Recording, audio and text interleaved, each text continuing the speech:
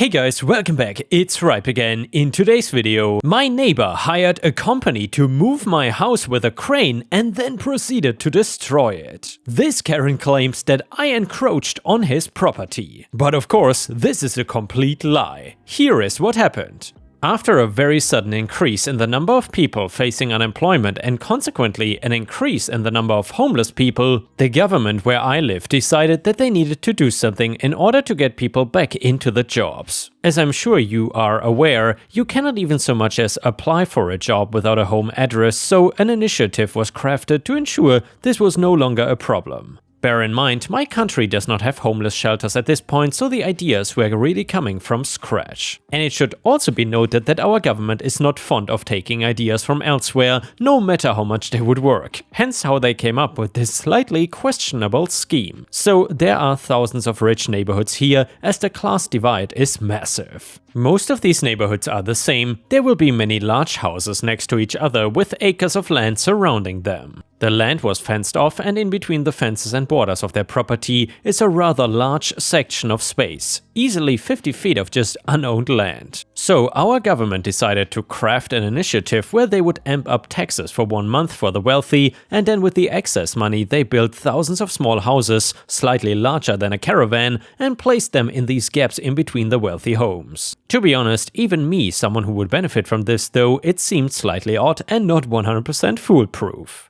The idea that was in a wealthier neighborhood we would climatize to their livelihoods and gain a higher work ethic as a result. But they forgot to add into the equation that none of us lack a work ethic and there just simply is not enough jobs going around because the natural increase of the population is one of the largest in the world. Okay, enough context. A week after this initiative was published, I was given the key to one of these houses. The area was honestly lovely and the excitement I was feeling pushed away all the stares from my new wealthy neighbors. My home was at the edge of the fence of one of the wealthy plots and the other small homes were spaced behind and beside me, roughly 2 meters apart. The houses were fairly bare, with the idea being they were more starter houses. There was a bed, a small bathroom, a stove and a single chair and table. It was nice and it was warmer than the city streets at night. On the first night there was lots of noise. My small home neighbors gathered outside to talk and sounded to be having a great time. A great but loud time. I knew this would not work out in our favor. The wealthy people living beside us clearly are not fans of us already, and I knew this would not help.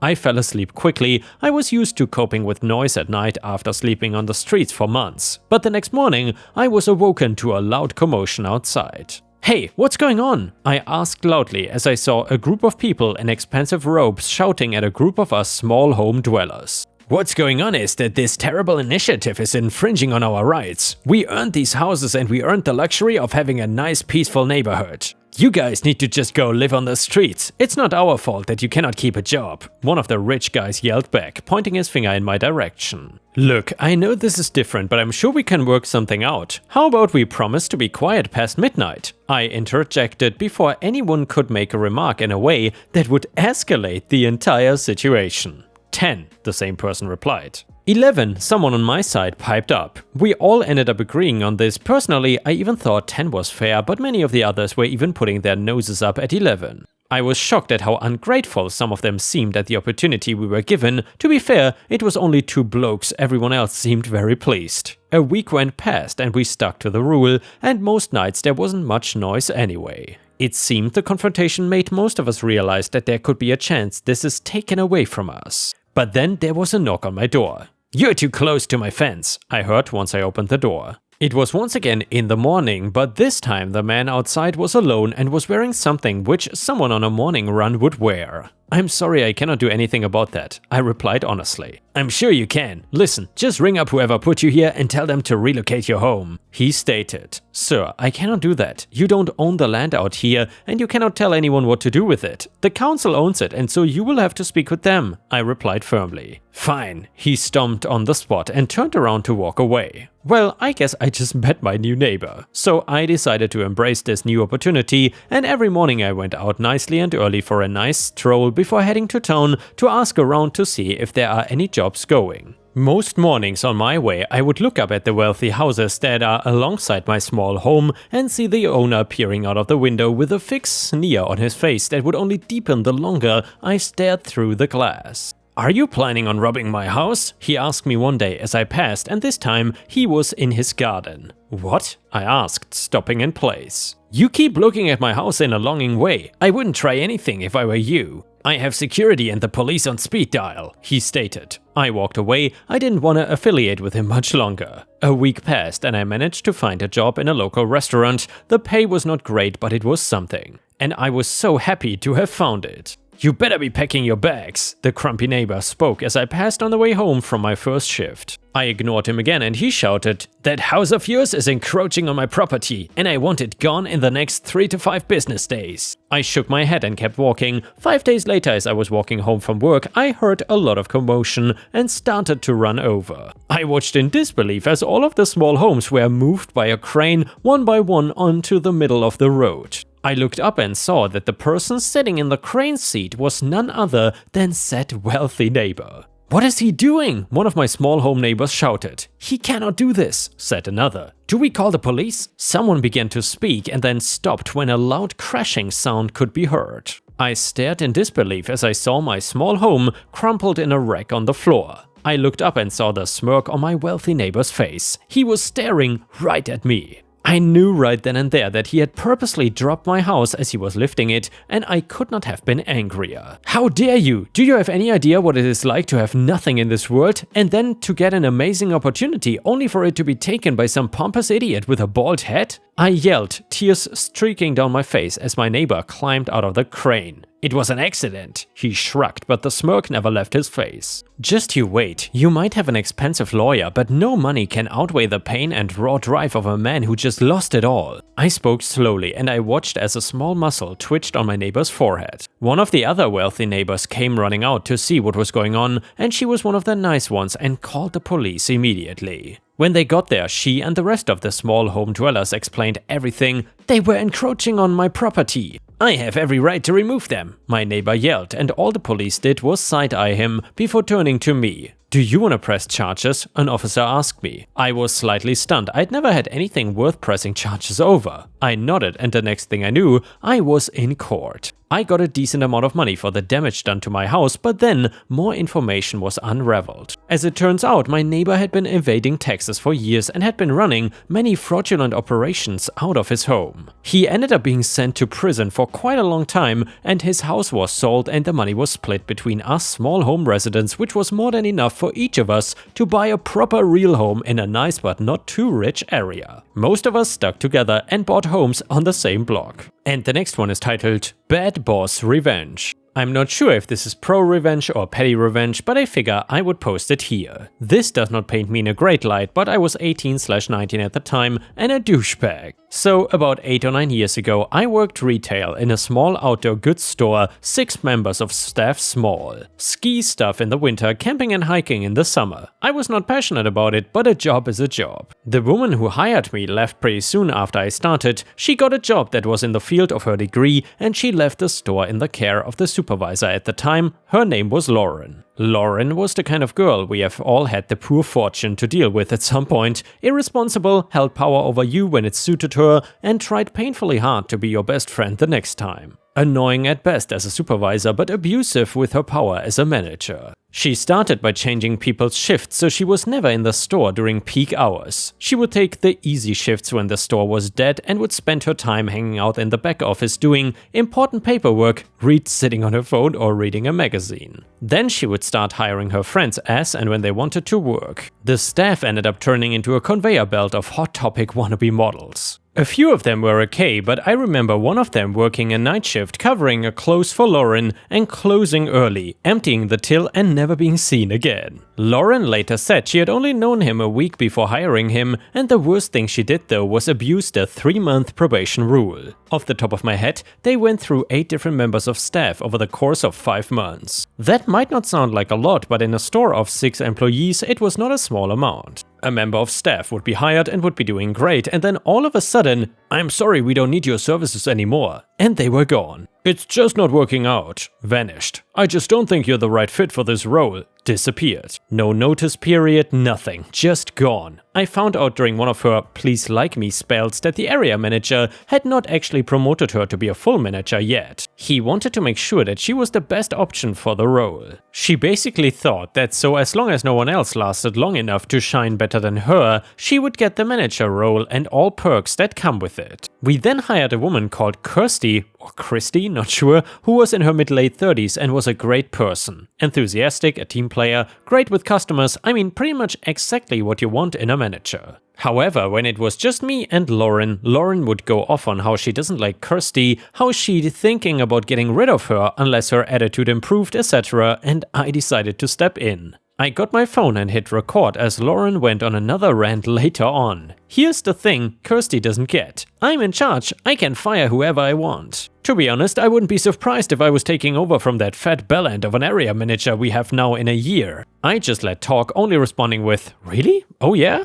That night I sent the video to Kirsty, telling her to make sure she was on her best behavior, but she ended up taking the issue up with the area manager. He came to the store and called Lauren out. Told her that in the time she had been in charge, the store had lost somewhere in the region of 15,000 to 20,000 and they had to get the police involved against her friend who stole from the tills, and our store for some reason had one of the highest turnover rates in the country. He fired her on the spot and Kirsty ended up taking over as manager and the store finally started turning a profit. And the next one is an Am I the A-hole story. It is titled, Am I the A-hole for dealing with my neighbor? So I own a property on a narrow street. With a strip of grass between the sidewalk and the curb, everybody parks up on top of the strip and digs out deep tire ruts in my grass. So to keep the street more clear, they pull partially up onto my lawn. The resulting tire ruts fill with water and become muddy and breed mosquitoes all summer long. It is unsightly and the flies are a major pain in my rear. So I found some large rocks large enough to need a hand truck/dolly to move them. However, I used these boulders to block off the parking so nobody could park on my lawn. I put them right next to the curb line. I purchased new soil, grass seed, mulching hay, fertilizer, etc. It took about a month, but the ruts are filled in, new grass is growing and it looks 10 times better. Plus, there's no more insect breeding ground. My neighbor, who I long suspected was one of the cars damaging my lawn, spoke to me one day. She was pissed that I had put the rocks there. She says that I should have said something to them or warned them. She went to park, presumably as she always did, and drove up onto my lawn to get out of the street. She did not expect the rocks to be there and scratched and dented her front/side of the car. She was pissed and hinted that I should pay for that. She mentioned the previous owner let cars park there and that I should continue the tradition. Short summary of the convo, I told her it's not against city code to put the boulders there. I said my property is not for others to park on. There were years of damage I repaired from all the previous parking. I also refused to pay for bloody damage from her own careless driving while trying to park where she should have never been in the first place. Next time she should pay attention to where she is parking. Nor do I care what the previous owner did,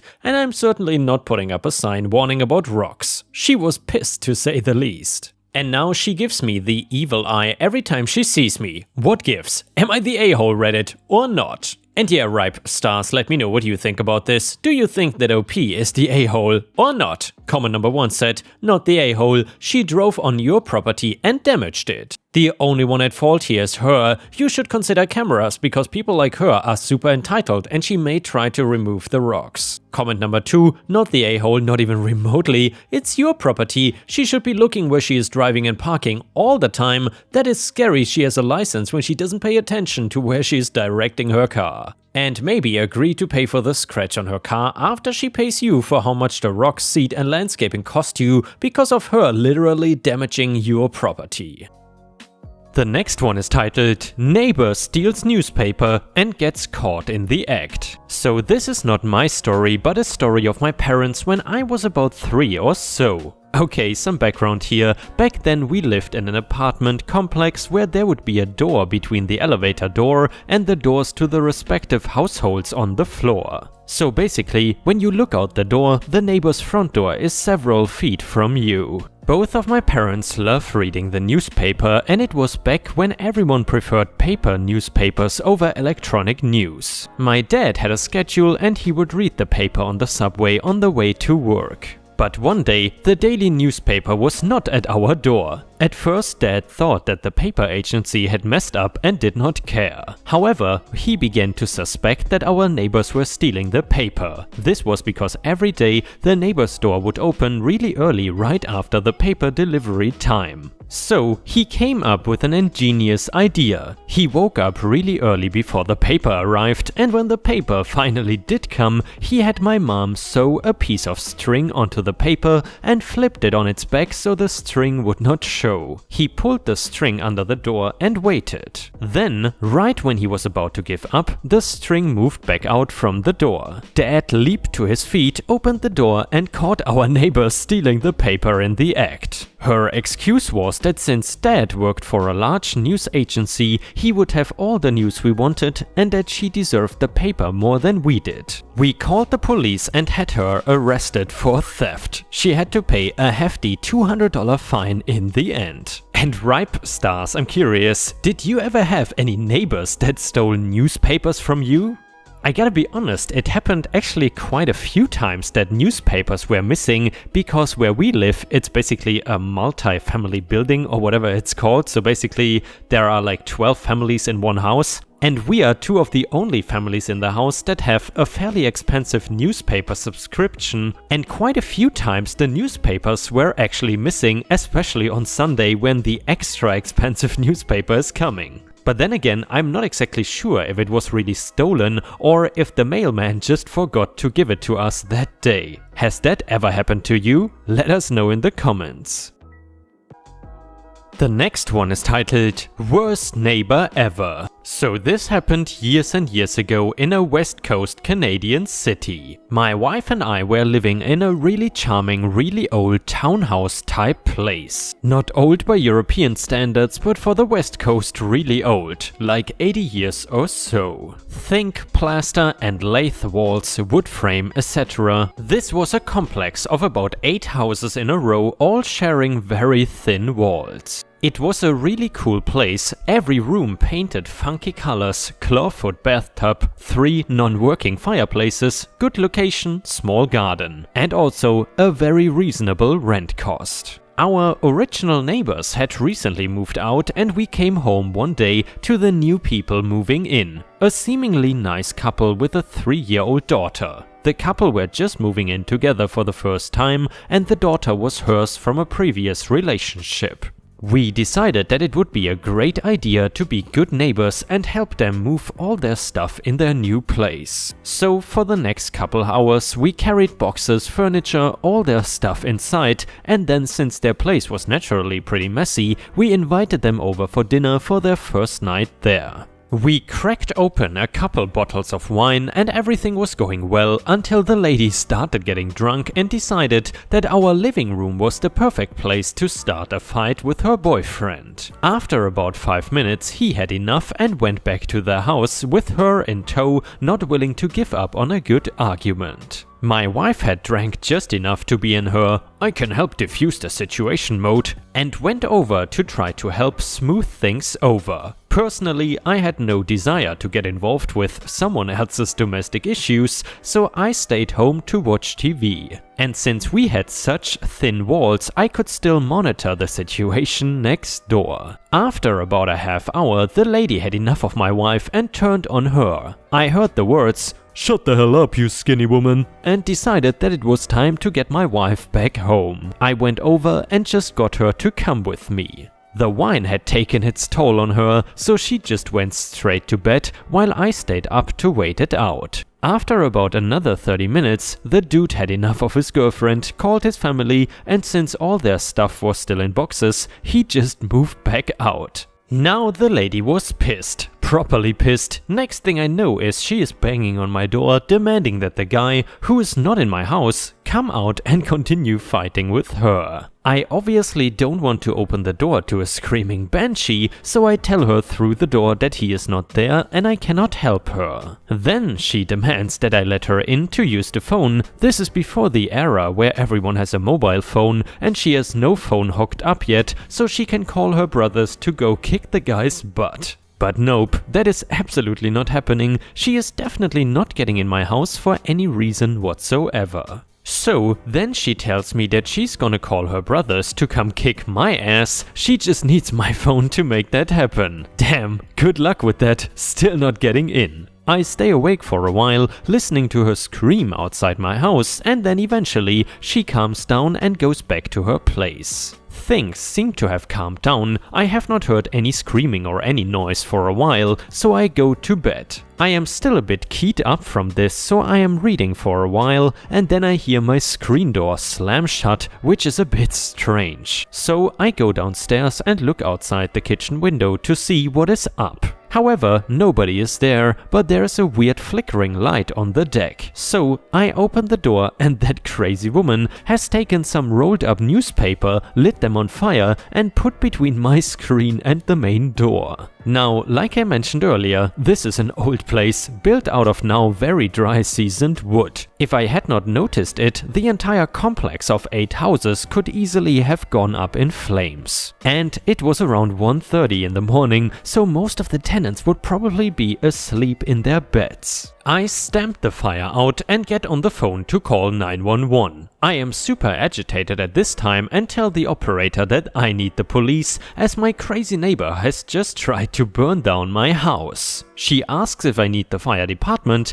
but I have put out the fire, I just want the police. It takes ages for them to show up, at least an hour. I am standing in the window watching for them to arrive and I finally see a cruiser drive slowly past my house. So I run out the front door, flag them down and bring them back to my place while explaining what happened. They are fairly skeptical of my story, but as we walk around through the back door where she lit the fire, we come around the corner and the crazy woman has done it again. More newspaper on fire between my doors. So one cop comes in with me to take a statement and the other one goes to talk to the neighbor. The guy is really not believing me at all. I don't know what he thinks, but he obviously thinks I'm lying about the whole situation, until after about 20 minutes when his partner comes over and tells us that the lady basically confessed. He asked her why she lit the fire to the house where her 3-year-old baby is sleeping, and she replied, "I did not,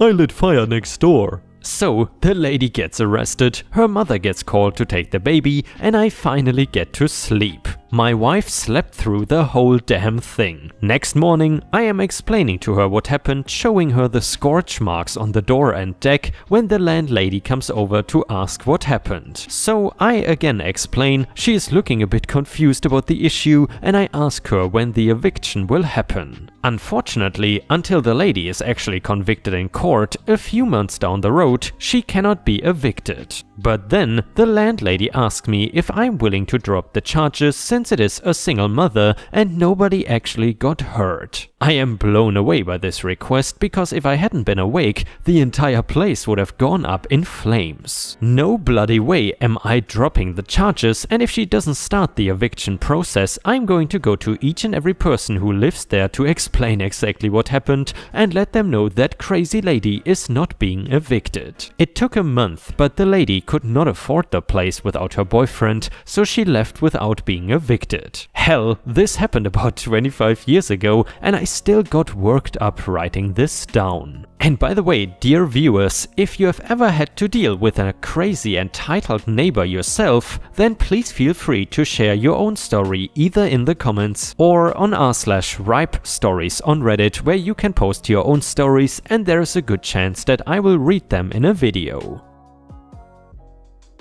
The next one is titled Laundry Revenge. I used to live in a country where it is very common to have a few common washing machines for the building instead of personal ones in rental, and these are found in the basement. You would generally have to pay to use it, usually via a card. You would insert the card in a separate machine, it would take out about $2.50 per washing cycle. And yep, you read that right. And could take the money back at the end if it hadn't used it all. Though not everybody in the building knew that, we would teach this to nice neighbors. Many buildings would have a fixed time schedule for each apartment in the building, but not my building. It was free for all, and my boyfriend and I thought we got lucky because some of our friends would only have a few hours every 2 or 3 weeks, which we thought was absolutely disgusting because we come from a country that clearly has a different standard for cleanliness. In fact, one of our pet peeves was people touching our laundry after it was washed, and even worse,